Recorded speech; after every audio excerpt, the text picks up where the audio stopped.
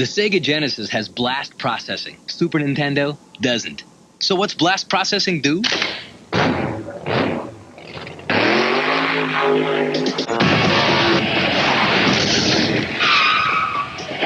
Look out!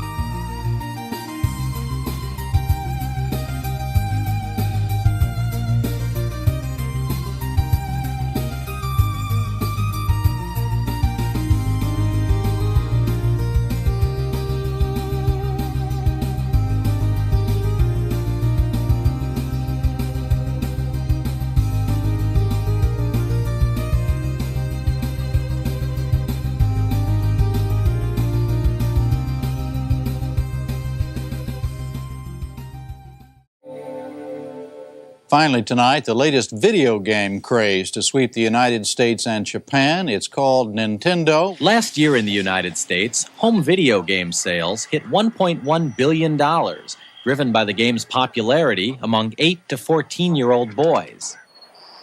Japanese-owned Nintendo of America has emerged as the industry leader. Nintendo and its chief competitors, Sega and Atari, have seen the industry go through major changes in its 20-year history. The home video fad of the early 80s had a spectacular rise, but the bottom fell out of the first home video boom virtually overnight. In 1983, earnings for the industry peaked at $3 billion. Only 2 years later, sales plummeted to a paltry $100 million. Industry experts like Howard Phillips, a product analyst at Nintendo, blamed the poor quality of the early video game systems for the market's collapse. As 1989 began, Nintendo continued to dominate the video game market. The consoles of the early 1980s were nearly forgotten by the end of the decade. When kids of the time talked about video games, they were most likely referring to Nintendo. Even the name Nintendo was often used interchangeably with video games. And that made sense to me because from my perspective at that time, that was all anyone had.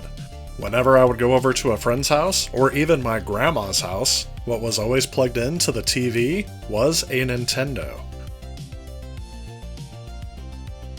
With the vast majority of video games being released for their system, it's easy to see why Nintendo was so popular among gamers.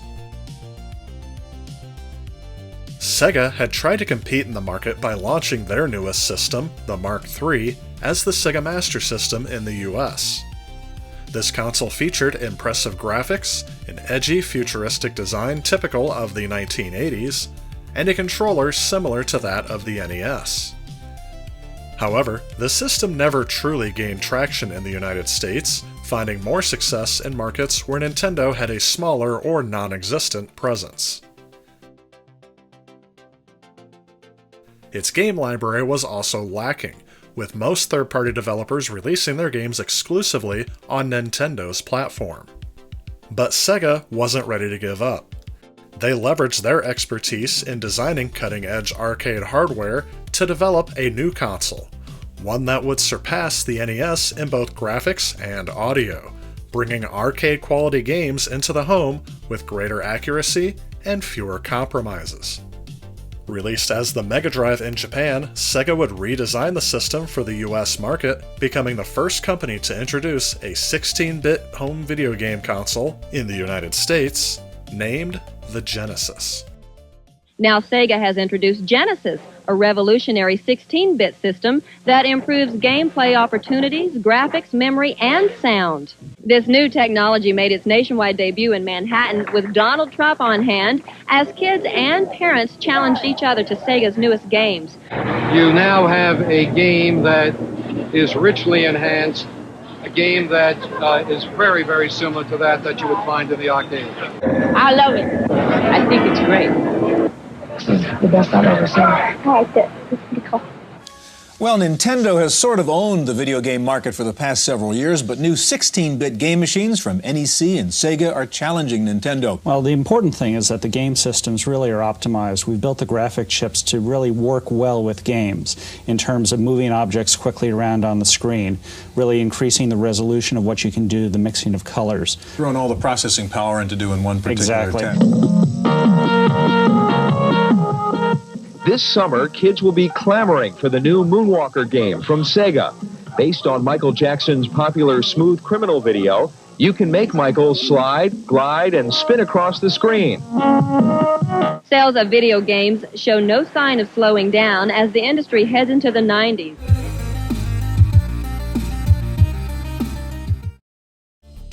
While Sega was first to bring a 16-bit home console to the US market, NEC and Hudson Soft had already beaten them to the punch in Japan with the release of the PC Engine 2 years earlier on October 30th, 1987. In the early part of the 1980s, NEC was one of the leading PC manufacturers in Japan, though they were relatively unknown in North America. Teaming up with Hudson Soft, who designed the console, NEC took on the role of manufacturing.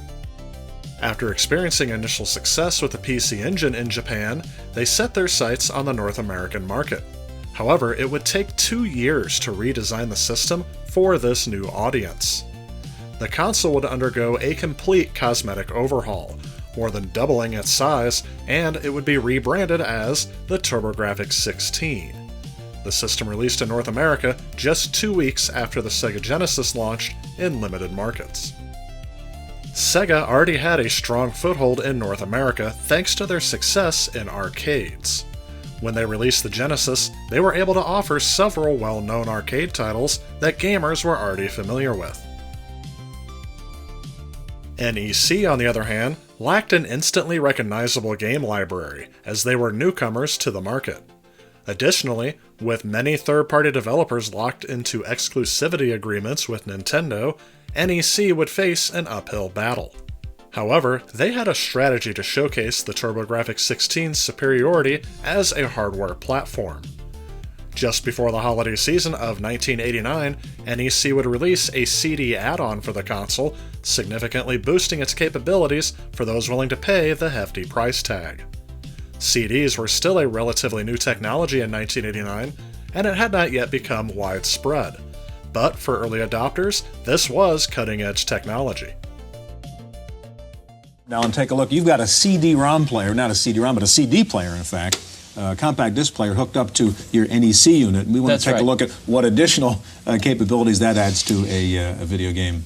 What you're able to do with the CD player that's never been able to be done before is increase the graphical content and also have real live music, digital music and voice. Utopia. This is the introduction of the world East. So and what's revolutionary about it is that we're able to have, as you can hear in the background, a real description from a person who brings the player into the game and into the world, and brings them in and gives them the sense of realism and a sense of a real community that hasn't existed before. So you've got a storybook reader here, which obviously you can't put on a cartridge. Exactly. Yeah. Video games may soon get more lifelike thanks to compact disc technology. NEC's TurboGrafx 16 is the first system to use this extra storage capacity. Producer Dave Reardon is already working on some CD mini-movies, like It Came from the Desert. Another company eager to enter the console business was SNK. Initially focusing on arcade game development, SNK found success with titles like Akari Warriors. After the video game crash of '83, they transitioned to being a third-party developer for Nintendo, capitalizing on the strong sales of their NES game ports. This success encouraged SNK to expand further into the development of original software specifically designed for the NES. While Hudson Soft, NEC, and Sega were fiercely engaged in a console war with Nintendo, SNK would choose a different path, focusing more on the arcade market. In 1988, SNK came up with the concept of a modular arcade cabinet, which allowed multiple games to be housed in a single machine, with the same hardware being reused for different titles. This innovation led to the creation of the NeoGeo MVS, or multi-video system. This new machine would launch in 1990 and offer configurations for 1, 2, 4, or 6 games in a single cabinet. SNK would then turn their attention to bring the arcade experience into the home, without the compromises typically associated with bringing games into the home. To achieve this, they released a home version of their arcade hardware, dubbed the NeoGeo AES, or Advanced Entertainment System. Initially offered as a rental unit for hotels, the NeoGeo AES was eventually made available for purchase in stores, catering to those willing to pay a premium for an authentic arcade experience at home. It's got not just one, but 6 different video games packed into a single console. This new multi-game video game system is the latest attraction from Japan's SNK Corporation. Each game cartridge operates off of a powerful 16-bit main microprocessor, and because it's got 64 megabytes of ROM, each NeoGeo game has superior graphics, including 3D effects and sound capabilities. SNK has spruced up the video game console by adding a jack for headphones, as well as a slot for a memory card. You can stick that into the game at the end of your play, put it in there, and you can start from that point when you play it again. The memory cards can also be used in the NeoGeo home units that have the same games as the arcades. That's a gimmick that's sure to boost sales.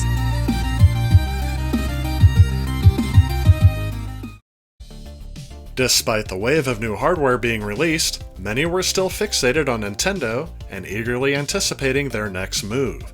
On September 9, 1987, Nintendo President Hiroshi Yamauchi announced that the company was developing a new system. The news broke just weeks before the PC Engine would make its debut in Japan, stirring excitement and speculation within the gaming community. However, Nintendo seemed to be in no rush to bring a new console to market. They continued to tease their upcoming system to the press intermittently over the next few years, but their strategy was clear. They were content to bide their time while dominating the industry. Even as their competitors released the Genesis, TurboGrafx 16, and NeoGeo, the Nintendo Entertainment System remained a powerhouse in terms of sales. There were several reasons for this continued dominance. First and foremost, Nintendo had most, if not all, of the blockbuster games that players wanted. Iconic franchises like Super Mario Bros., The Legend of Zelda, and Metroid were exclusive to the NES, drawing players in and keeping them loyal to Nintendo's ecosystem. Meanwhile, Sega was struggling to gain traction in the market. Despite the Genesis being technically superior to the NES in terms of graphics and sound, its first few years were marked by slow sales and a limited game library. Similarly, the TurboGrafx 16, despite its innovative CD add-on, failed to make an impact in North America. The NeoGeo, with its premium price point and focus on arcade-perfect experiences, were seen as a niche product and never considered a real competitor to Nintendo's mass-market appeal. Nintendo's market dominance was further reinforced by their aggressive business practices. They maintained a tight grip on both retailers and game developers, often using their leverage to ensure compliance with their demands. Stores that dared stock the Genesis or TurboGrafx 16 risked losing access to Nintendo's products or facing reduced supply.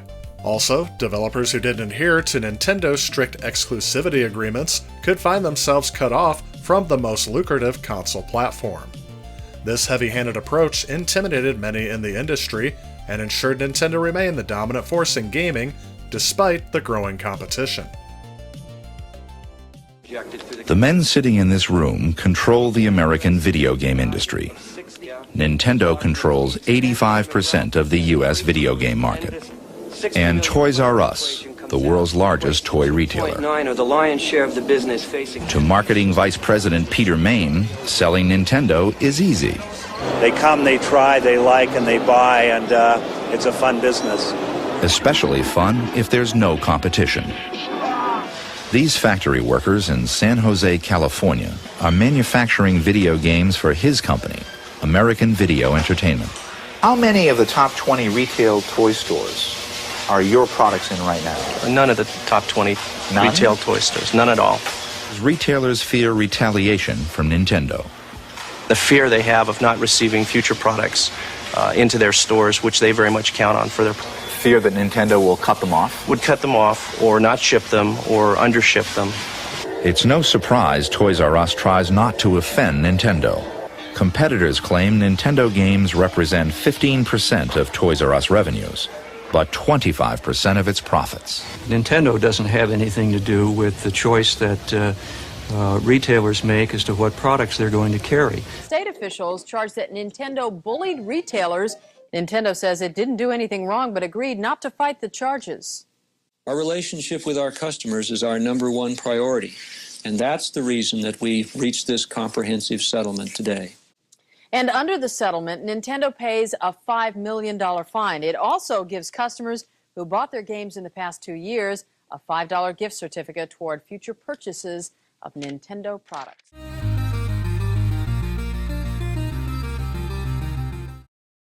Even with other consoles on the market, the excitement surrounding Nintendo's next-generation system continued to build. Despite all the hype and advertising about the technical superiority of their rivals, Nintendo maintained its dominance in 1989. They sold over 10 million NES consoles worldwide that year, with nearly 9 million of those sales in the United States alone. However, the NES was not the only product in Nintendo's arsenal. That same year, they would revolutionize portable gaming with the introduction of the Game Boy. While the Game Boy screen was non-backlit and only capable of displaying 4 shades of green, its portability and affordability made it an instant hit. Gamers can now take their favorite games anywhere. And it didn't hurt that it launched with one of the most addictive games ever made, Tetris. Now, gamers could take their favorite games anywhere, and Nintendo would sell around 1 million Game Boy units in the US before the end of 1989. For comparison, Sega and NEC together didn't even reach 1 million console sales in the US that year. Nintendo's dominance persisted in 1990 as they continued to lead the US console market. While the Genesis and TurboGrafx 16 struggled with slow sales, many gamers seemed content to wait for Nintendo's next big release. This was likely driven by the strength of Nintendo's exclusive titles, which remained some of the most coveted in the industry. Some of the biggest hits of that era were released between 1989 and 1990, solidifying Nintendo's hold on the market. In February of 1990, Super Mario Bros. 3 launched to unparalleled excitement. The game's hype was off the charts, and it continued to outsell almost every other title throughout the year.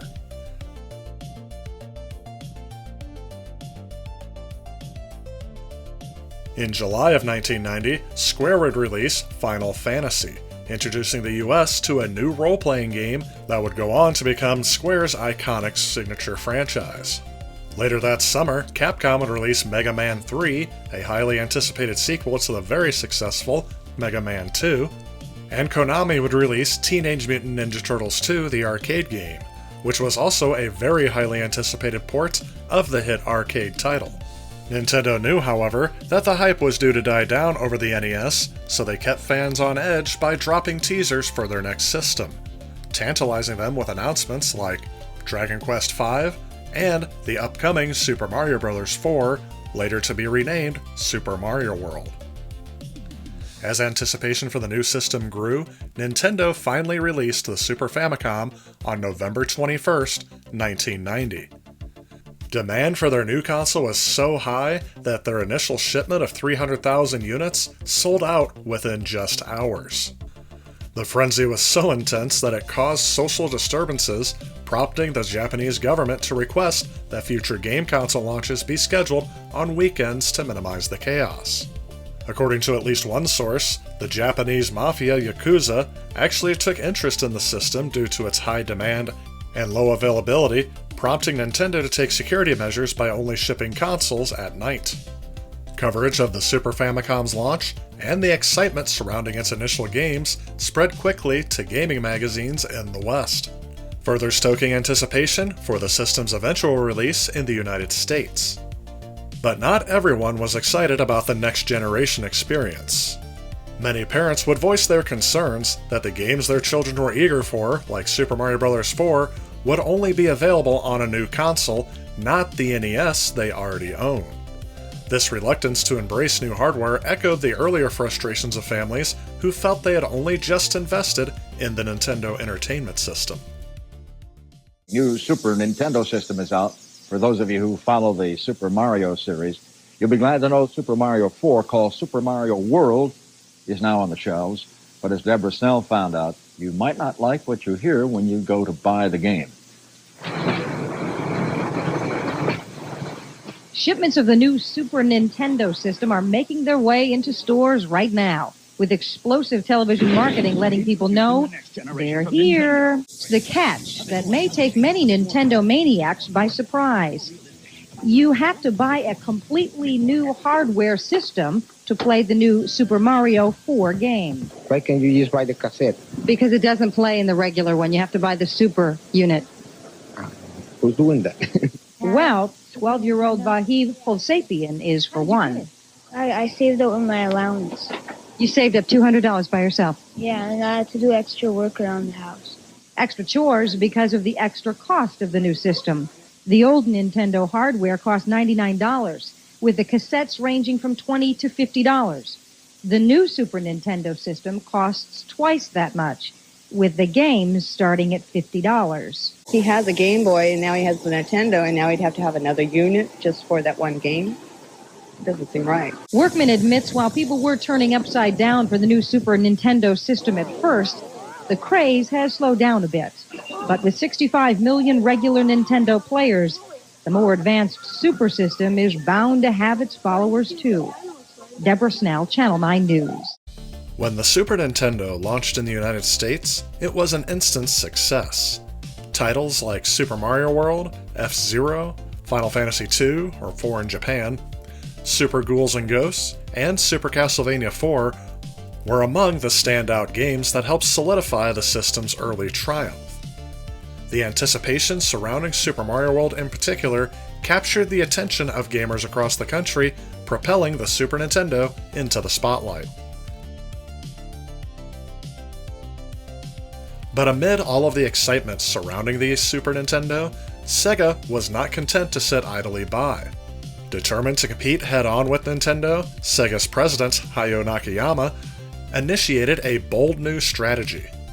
He recognized that to challenge Nintendo's dominance, Sega needed its own iconic character, one that could rival Mario. Company artist Naoto Oshima responded by creating Sonic the Hedgehog, a fast blue anthropomorphic character with an edgy attitude designed to appeal to a slightly older teenage audience. Game designer Yuji Naka and his team developed a game that not only showcased Sonic, but also highlighted the Genesis console's superior graphics and processing power. When Sonic the Hedgehog launched in North America in June of 1991, it quickly became a sensation. Around that time, Sega made another crucial move by replacing its CEO of Sega of America with Tom Kalinske in mid-1990. Kalinske would lack any direct video game experience, however, he would immediately understand Sega's goal. He devised a daring strategy to challenge Nintendo's US dominance, starting with 4 key decisions that would change the course of the console war. First, Kalinske would cut the price of the Sega Genesis from $189 to $149, making it the more affordable option for families. He then pushed to continue Sega's aggressive marketing campaigns, portraying the Genesis as the cool alternative to Nintendo's child-friendly image. He also targeted American developers like Electronic Arts to create games that catered more to US gamers' tastes, especially in sports simulation, where the Genesis had recently begun to excel. Lastly, Kalinske made a bold move to replace the bundled game Altered Beast with Sonic the Hedgehog, ensuring that every Genesis console came with the company's new mascot, and even offering existing customers a trade-in deal for Sonic. Sega's marketing took a sharp turn as well. Under Kalinski's leadership, Sega revamped its advertising to target young adults. While Nintendo positioned the Super Nintendo as a family-friendly console, Sega leaned into its edgier image, focusing on Sonic and the more mature action-packed titles in its library. The now iconic Sega Scream, a loud in-your-face shout of Sega, became a rallying cry for this new, cooler image, resonating with gamers who wanted something different from Nintendo's bright and colorful world. By the time Nintendo prepared to launch the Super Nintendo in North America in September of 1991, Sega had already gained significant ground. The price cut to $149 made the Genesis a cheaper alternative to Nintendo's launch price of $199. Also, the Genesis console's extensive library of over 150 games by the time the Super Nintendo launched would significantly dwarf Nintendo's initial offerings. With the steady flow of new releases, including major sports games and action-packed titles, the Genesis became a compelling option for those not willing to wait for Nintendo's big flagship titles, which tended to be released only once or twice a year. Up until 1991, maybe due to their massive success with the Nintendo Entertainment System, Nintendo had been relatively passive towards Sega's marketing push. But as the launch of their next system drew nearer, they began to feel the pressure. Nintendo shifted their advertising focus to highlight the advanced features of the Super Nintendo that would set it apart from the Genesis. One of those standout features was one called Mode 7, which allowed the Super Nintendo to simulate 3D environments. This would be seen in launch games like F-Zero and Pilot Wings. This technology would help position the Super Nintendo as a more advanced machine, but Sega wasn't backing down. When the Super Nintendo finally launched, Nintendo sold out its initial shipment of 1 million units in record time. And by the end of 1991, they would have sold 3.4 million consoles. But even as they were enjoying their new console success, Nintendo still remained a strong competitor, holding its ground in the US market. Their console's growing library of games, lower price, and cool image allowed it to maintain solid sales against Nintendo's new behemoth. This success would lead to a significant shift in the industry, as several of Nintendo's once loyal third-party developers, including Acclaim, Konami, Tecmo, Taito, and Capcom, began to break their exclusive agreements to develop for Sega as well as Nintendo. Capcom in particular secured a special licensing deal with Sega, allowing them to publish select titles exclusively on the Genesis. The fierce competition between Sega and Nintendo during the early 90s also fueled the rapid growth of video game magazines. While Nintendo had already established Nintendo Power in 1988 as both a guide and promotional tool for games, the rise of Sega and its growing library gave birth to numerous other publications, which became key battlegrounds for marketing and coverage. Sega was quick to take advantage of this, using these magazines to promote its games and challenge Nintendo's dominance in print as well as on television screens. But before we go any further, let's go ahead and take a look at each console.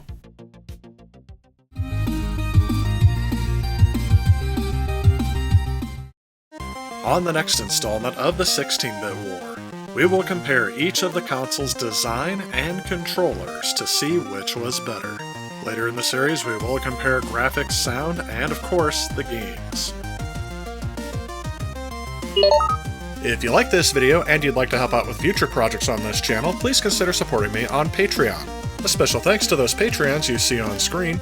Also, if you like what you see, please remember to leave a like and click that subscribe button on your way out. As always, I want to thank you all so much for watching, and I will see you all in the next video.